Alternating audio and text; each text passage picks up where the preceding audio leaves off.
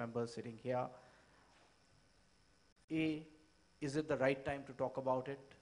B, if it is the right time, do we understand the process enough to develop trainings? And if we do, how does digital learning help in that? I request one of you to kindly take the lead for this.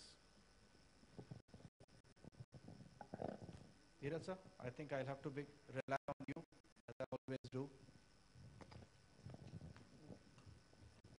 Okay, thank you, sir. I'm Dr. Dheeraj Malhotra. I'm representing Next Education. With the belief that we cannot be surviving without technology in the classroom, I narrate my own experiences when I talk as a parent. And then when I go and conduct classes, certainly there is a gap, a digital divide between we the teachers and the students. We talked about the overuse of technology, and we also did discuss about the issues related to what would be otherwise if we have still the chalk and the duster in hand.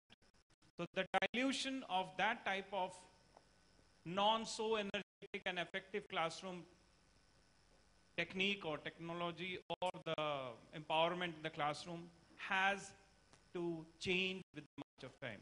And we the principals feel that yes, this is the right time, wherein using the power of technology not only to make the classroom teaching learning activity interesting, but also to upgrade the standard of the teaching by the teachers.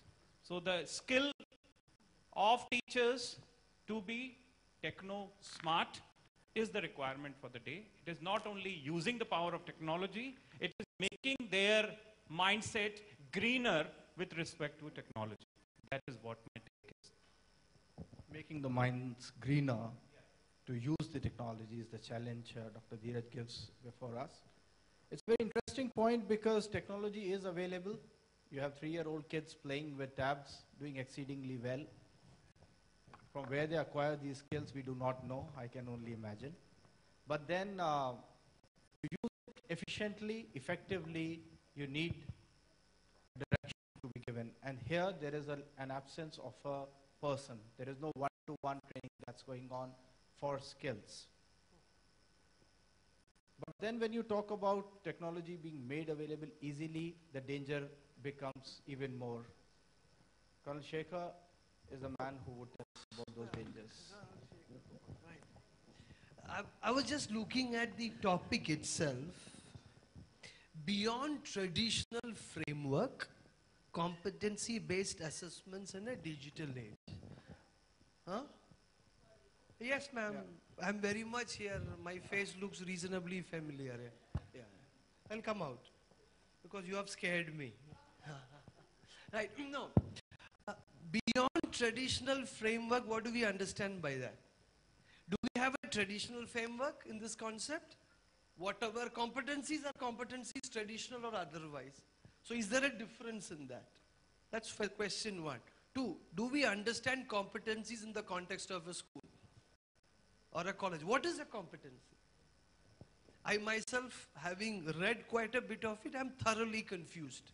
Just like the definition of education, you have a lot of stuff coming through from Mark Twain to everyone else. So what exactly do you define by the term competency? 3, competency and digitization. The moment you talk about individual competencies, there is a competency which is natural, there is a competency which is digital technology enabled. What the heck are we looking for? And traditional framework, competency, digital age. Are we now going to look at the teacher whose competency is, the student, the parent? So what are we looking at? So firstly, I would request every one of us, let us define what we are going to discuss. I am personally confused what we have to look at. Once we look at that, digital, because it's Digital Learning Magazine, everything is digital. We want to do everything digital. There is some article which I read somewhere, 50 years later there will be robotic marriages. That will be interesting. Robots coming in for parent-teacher meetings. That will be digital competency of parenting at its very best. So, can we say, A, where are we in the framework? B, where are we in the competency part? C, what is digitization and what is the context to be laid out with? Once we have a better understanding of that, perhaps we'll have more meaning to the discussion. Thank you. Thank you, Colonel Shekhar, but then I request you to take the first point yourself. You'll have to, we have said the context one more time, but you, yes. Oh, bhai, baki to puch. Huh? Yes, please do. Right. Read it, all yours. Please do, please do. Have a mic, I give it to you. You have a mic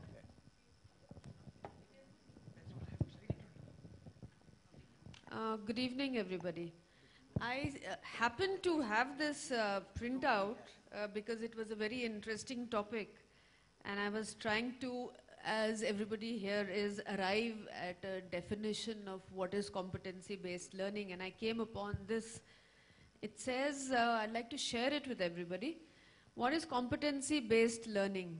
Competency-based learning begins by identifying specific competencies or skills and enables learners to develop mastery of each competency or skill at their own pace. That means at your own pace you can develop a competency or skill, and I think the digital age is going to greatly help in doing that. Usually working with a mentor. Learners can develop just the competencies or skills they feel they need, or can combine a whole set of competencies into a full qualification, such as a certificate, diploma, or even a full degree. Learners work individually. If they already have mastery of a particular competency or skill, through some form of prior learning and assessment, they move to the next level of competency without having to repeat a prescribed course of study for the prior competency. And it goes on and on. What I could do is I could share this with our moderator here, and probably he can take it on because it's quite a big thing. Would you like to do that? Thank you so much. I have the mic. Could I have the papers that you said? Could I have your name also? I'm Dr. Williams. Dr. Williams, thank you so much. I think we should applaud her a bit for the effort that went in. It's the end of the day session, so I said we'll have to keep ourselves motivated. I'll just read out something to you. Once you're given a responsibility like that, you usually pick up a few papers. You see, the competency issue that we are discussing here, I'll bring it down there, has to break away from the traditional method as Colonel Shekhar brought up, where you have a classroom situation. Should we? Pardon me? Should we? We'll rewind. My Because- point is, traditional framework we said, should we? Should we break? Digital is different for competency alone. I'm trying Absolutely. to make it, Absolutely break valid. break it up into two parts. Yeah. Absolutely valid point. Traditional, when you say the framework, then it was something that was evolved to look at the knowledge bit of it. When you had a classroom, Dr. Dheeraj just gave his views on the traditional classroom teaching and I think walked out. You're talking about a need that was there for transferring content-heavy stuff, and a framework was developed. Curriculum also, when you talk about the NCF. So it's always framework that you need. Giving that content, preparing students in schools for classes, 10th and 12th boards, or a university examination, I think the framework was pretty solid. The whole question was thrown in air when you had skills come in. Now skills, as we understand, is something which is required by a student post-class 12 or graduation. When you go for a job or a technical qualification, that is where you need certain skills to do a job well because it matches with your job requirement. As ma'am said, that you have to first define that a person can do a certain job, what the job is. So it becomes essential for job definition. And then you need a different kind of training for it, which was essentially, as I said, a mentor-led thing. I think we should break it. I'll take the question direct. The reason for that is that when you talk of skills, you don't just talk of hardcore skills to do a particular job. You need soft skills. You need social skills. In a school, a kid needs debating skills. You need social skills when you are in a gathering like this one. And I don't know how you can have a skill set defined for these things as of date. But then I'm sure that there are a lot of things that children are doing today in schools which need skills. So taking your question head on, sir, I think yes, there exists a framework, and I think there is a need to break it down. Right. The point you mentioned is traditional framework. I would once again push it right back at you, Mr. Moderator, by saying that we are reinventing the wheel again.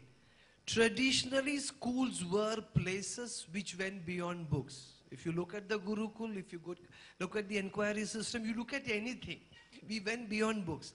It is over the maybe mid-80s, late 80s, early 90s, and now this mad and rush quota culture coming in, we have got it. So when do we say it is traditional? We are traditional means last 20 years, last 30 years.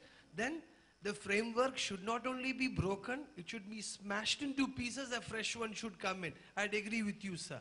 But if you're looking at it culturally, what we are looking at it beyond the orthodox template of cultural nationalism, the culture which we are brought up with, what has traditionally been the skill-based system which we had, I would certainly say revisit it and modify it for a digitally valid world. That's how I would look at it, sir. I would say it's just a choice of words that we have been making here, but then the good bit is that we agree on this, that whether you call it reinventing the wheel, revisiting, going back, harking back to our system, maybe, you know, somewhere the words McCollum would also gradually creep in, because what has happened in terms of regimentation is something that has been there for a very small, brief period in our history, which is what we are talking about as traditional. I think, yes, there. There's somebody there, yes. Wanted to say something.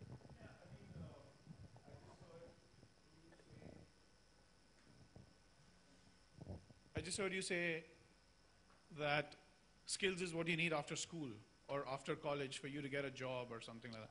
Skills, as we understand it from the industry point of view, the traditional jobs that the industry was giving you, when you entered a particular industry, there was a certain skill set that the employers were looking for.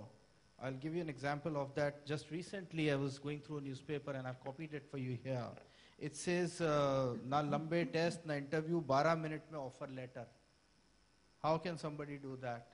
We are going mad, tearing a hair apart, trying to look at assessment, digital based, and this is what digital technology is doing to it.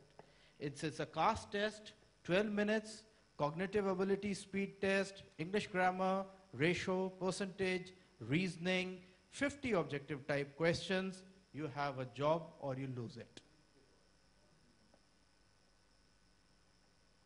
So take it. Yes. So as I was saying, I think, fundamentally I'm a teacher, and the way I look at a skill is it's a transferable competency, it's a capacity, and it has to be transferred, right? That's the first thing. The second thing is every single day as a teacher, I have to be building skill in my students. So I can't sit and think, oh, this is something that's going to happen after 18,000 hours or 3,500 school days later, just because he needs to get a job or he has to get employed. I have to build these skills. I think every single day in school has to be the day of building skills. And we are talking, and really digital, unless you have your basic skills in place, how do you even access digital, right? I mean, you can probably talk about running a Google search, and you would say that the Google search is a skill, but within 0.005 seconds, Google throws out 1 million pages for you. That's when you need to use your comprehension and your data analysis skills to identify which of those are ones which are relevant to what you are doing, correct? So I think I just feel that we are oversimplifying that word skill, and to be doing that among educators is risky. That's all I'm saying.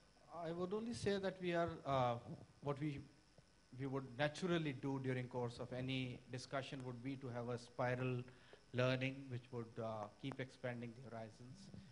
Since the industry developed the way it did after the Industrial Revolution, when you talked about skill, you talked about this. There was always a skill involved in playing the sitar. There was always a skill playing the Hindustan music, Carnatic music. So skill is something that you define in the context. In terms of education, unfortunately, what happened was that you just needed the skill to crack the exam. And that is perhaps what made its vision so narrow. And that's what Kamal Shekhar also said, that the quota industry, I don't know why that word keeps coming back to us. The skill to crack. Now what happens after that? Where do you go? He just shared with me, Mr. Dheeraj just shared with me that there is a 16-year-old who says that Google's search abilities can be bettered by what percentage you said? 42% it can be bettered. Obviously the boy has got some skill, which you were talking to do. Open Google itself.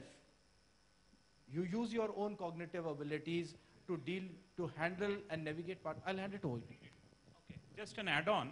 It says 16-year-old Anmol Tukral of Indian origin challenges Google's search engine. A 16-year-old Canadian boy of Indian origin, Amnol Tukral, has developed a personalized search engine which he claims to 21% more accurate than Google on average and can be as high as 47% more accurate than the search engine giant. So probably we are looking forward to some more talents exploring in, and these are the teachers who are actually going to motivate our children. No, I feel the environment here... The fundamental question he raised was the concept of skilling. What is the job of a teacher? Do we train them for skills every day? Is it an ongoing process rather than data-based college education stuff? So what he tried to say was something different. Here we are trying to get a minuscule. We always say, IIM Ahmedabad salary 1 crore. Have you seen what else it is? We don't see the rest of it. The average amongst IIMs is about 9 lakhs. We only look at the top. So here you are looking at one spell bee, one Microsoft. Is it the right benchmarking? I disagree. I'll go by what he said. Skilling in terms of what we are looking at, the framework within the classroom or in a school or in a society, what the teacher does is significantly different from what has been explained in the last few minutes. I stand by what he said. That's I my agree. point. I fully agree with you, sir. I'll just add on point.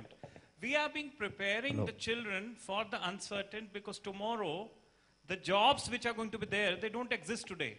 So this is teaching for them to face the uncertainty.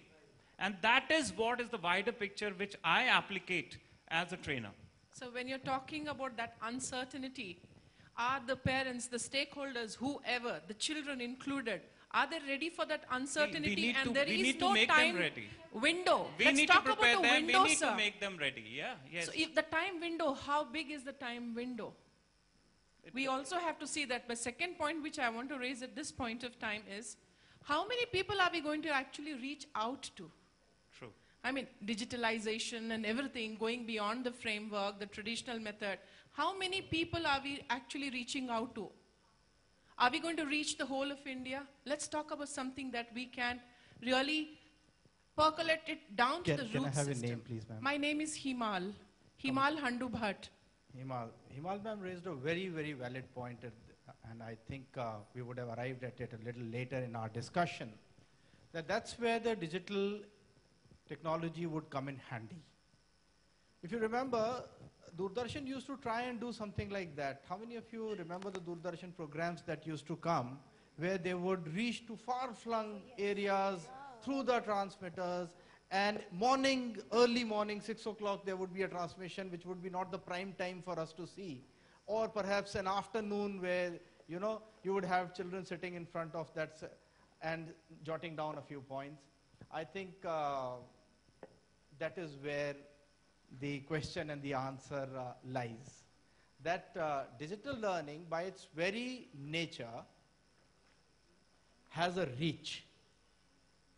So once you have gotten over the problem of skills which are identified and universally accepted to be developed, a program which we all agree develop those skills. So A, the need assessment is done. It is firmed up, locked. Enough research is there to show that there is an X program that has been devised and run through enough pilots to now start training students of certain age group in it. I think the digital age will take over. Are we ready structurally everywhere? I Are we think- ready for that?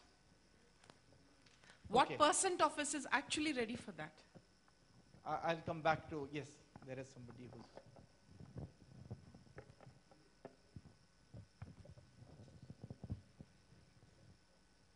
I am So your not name, here. please. I just Ma- request ma- the participants to give their names so that we keep jotting down who said what. Yeah. Myself, Dr. Abdul Jalil, principal Welcome. of Alia Senior Secondary School from Kerala. Welcome. Actually, I am a little bit confused somewhere We with all this are. skilling and all. Believe me, we So all are. I'll share two things. Number one, we are dealing with a generation which has got a gap in themselves. There is a gap between what they feel and what they think. There is a gap between what they think and what they say. There is a gap between what they say and what they do. And there is a gap between what they do and what they say about what they did. Number one. Number two, Stanford University conducted a survey. It was related to what are the factors which bring success in a human being's life. I'm not speaking about classroom. I'm not speaking about an industry.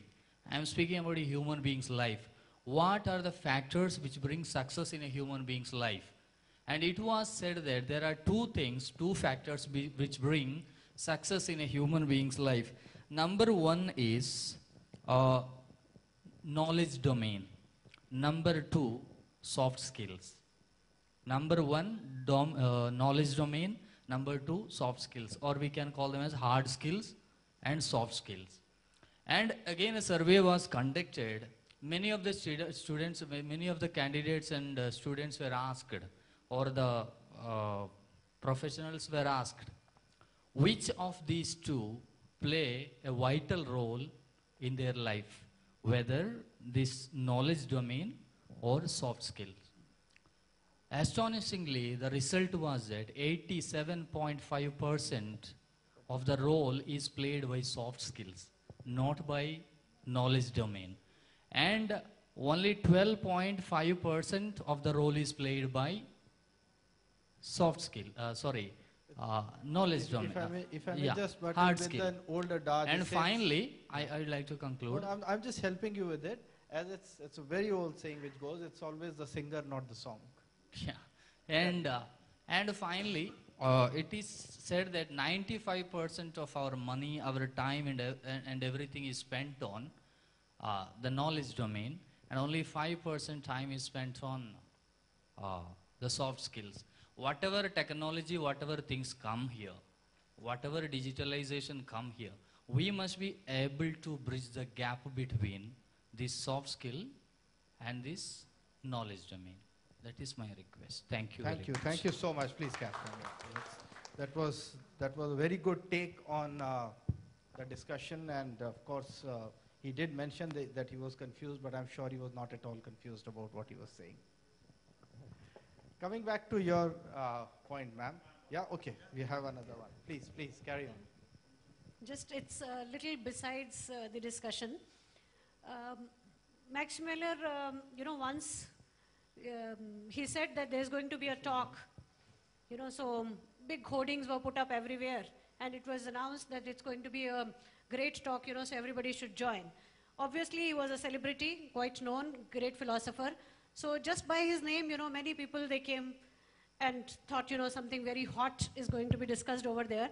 So everybody was there, in that gathering. So what happened, he came to the stage and he saw that hall full of people. It was absolutely jam-packed. When he came to the stage and, he said that today probably I would not be in the position to share my ideas with you. So please, same time, same venue, come tomorrow. So just everybody was so disappointed, they all went back. Next day, of course, when he came, again on the stage, the hall was not that packed as it was a day before. The people, they had taken their seats and it was all full. The same thing he repeated. He said the same thing. Probably today I'm not in the mood or I would not be able to share anything.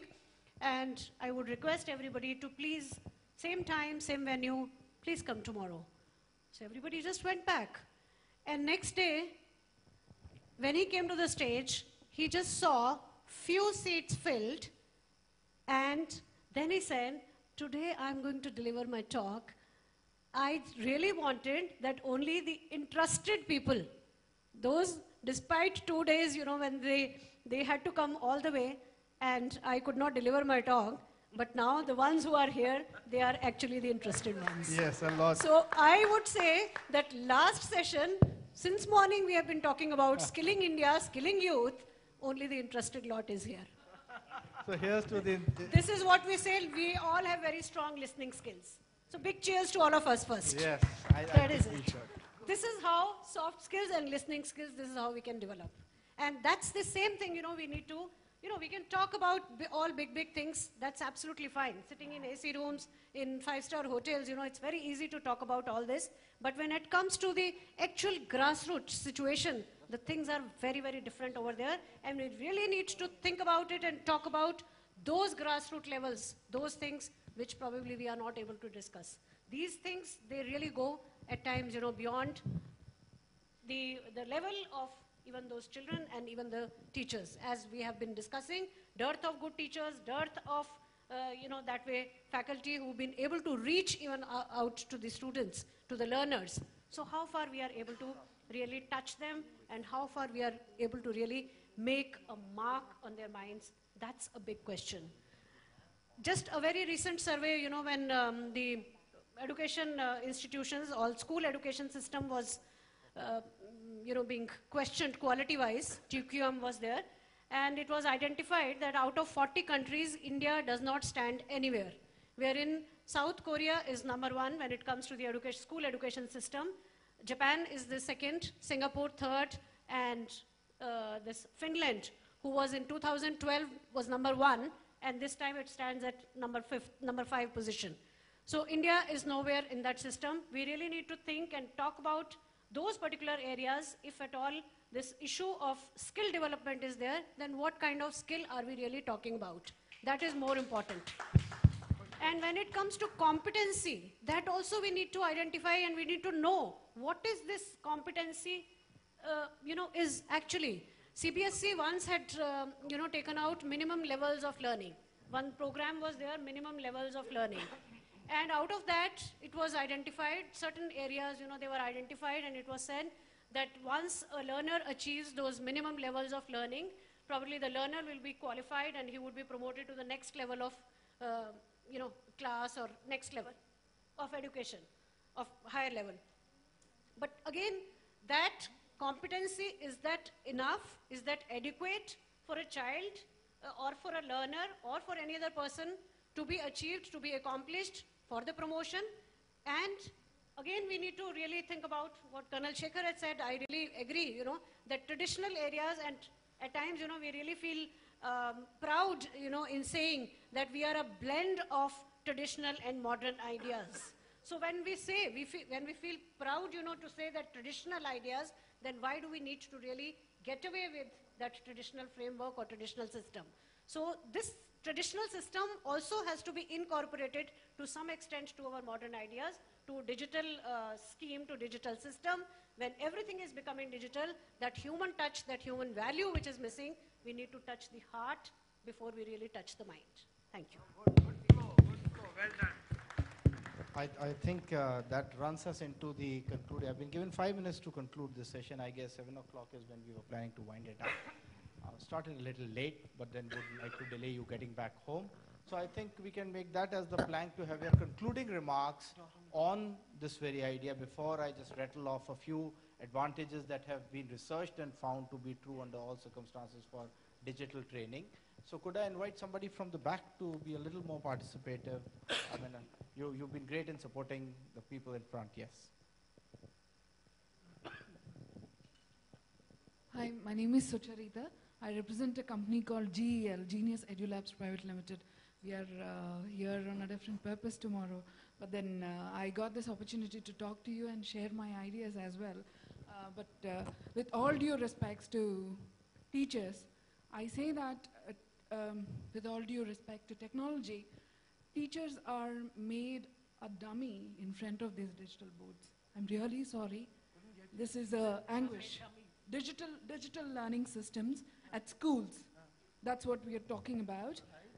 With all due respects to the digitalization, it has its own benefits, but the teachers are only the remote layers out there, right? What? Yes, yes, definitely yes. And some of us would have a difference, but feel free to say what you. It's a provocative remark. It's interesting enough. Go ahead. Yeah. Thank you so much. But then definitely yes, it should be when we were talking about the skill development at school level or getting the students prepared for the future. I think where we need to focus is on the technology and science, because we cannot separate ourselves from science and technology. Technology comes later on. That's where it is born. Science is from science. So this is where we need to focus on, and the teachers they get to play the major role out there. Teachers who actually, to add to what Sucharita has told, my name is Balabhaskar.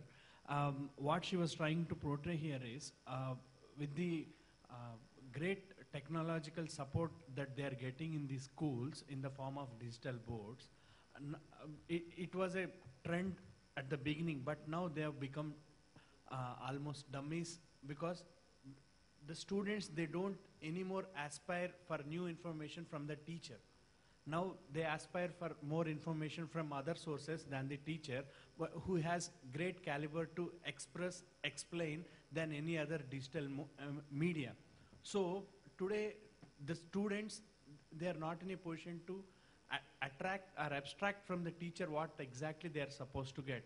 So probably we need to first support the teachers with the digitalization. Let us take the advantage of this digitalization and empower the teachers in such a way that they are building up their capacities and going back to the teacher, to the students with a great skill set. That's what she was trying to say. I think, yes, I agree. I mean, by no means lowering the position of a teacher. What she meant was that we should not, digital learning can no way reduce the importance of the teacher. That is a well-established paradigm. That's a well-established part. That's Yes. not an issue at all. At all, Small intervention. It is now, by now, we repeated it for the last 10 years, at least the role of a teacher as When the computers came in, you had that we debate. have done yes. that. But the fact that there is so much, Eric Schmidt, the Google founder, said, the entire amount of information created till 2003 is being created every 3 days on the net. Entire amount of information created in this universe till 2003 is being created every 3 days on the internet. Sir, what I would like to add on Yes, here because is of that, the teacher's role has significantly changed, and the information the child is getting as wherever it is, whether it is from the net or is it from pornography, whatever it is, the teacher has got a huge role in saying what is right or what is wrong and guiding the child to what is appropriate in the context. So the dummy part, if used well, otherwise principals are also dummies then, long term. We are not required at all. No, but I will just, I'm okay. saying it honest. Just to moderate on the issue, I'll just quote a JISC report which says, the JISC report proposes that the technology should enhance assessment and feedback practices rather than replace highly valued strategies such as face-to-face tutorials.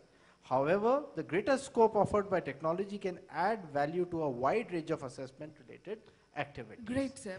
Can I add upon yes. this?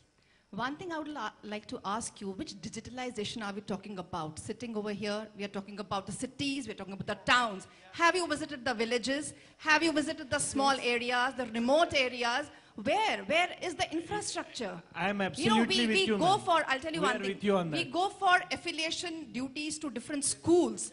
The schools which are in the areas where they don't have the basic even rooms to sit.